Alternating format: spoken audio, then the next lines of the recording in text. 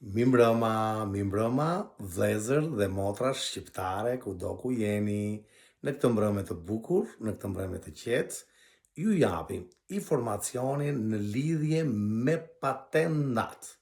Ju lutem shumë, kohët e fundit, të gjithë çunat që ndodhen në Itali, në Spanjë, në Francë, dhe kanë letra 1 vjeçare, 2 vjeçare, 3 vjeçare të shtetit ku ndodhen.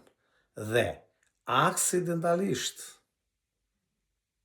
kanë patenta shqiptare dhe te vendi ku janë nuk i kthejnë dot.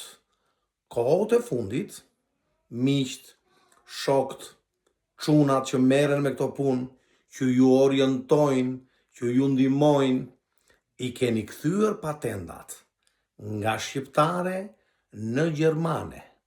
Deri dje kanë shkuar mirë e bukur, por tani koka me peshqir, o Zot, o Zot, o Zot, o Zot i madh. Kujdes.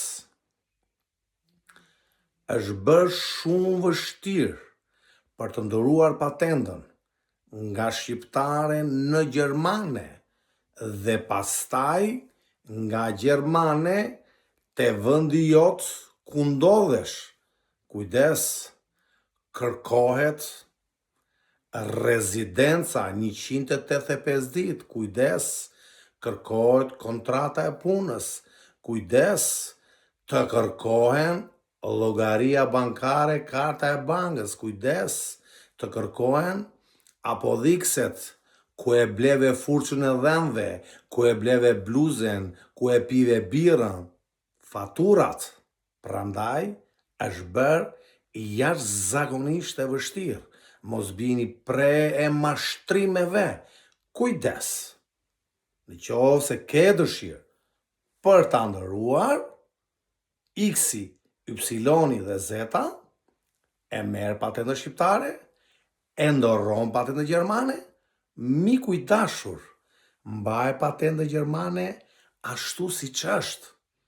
15 vjet, qiqitemën e semës, o gomari, o i Zoti.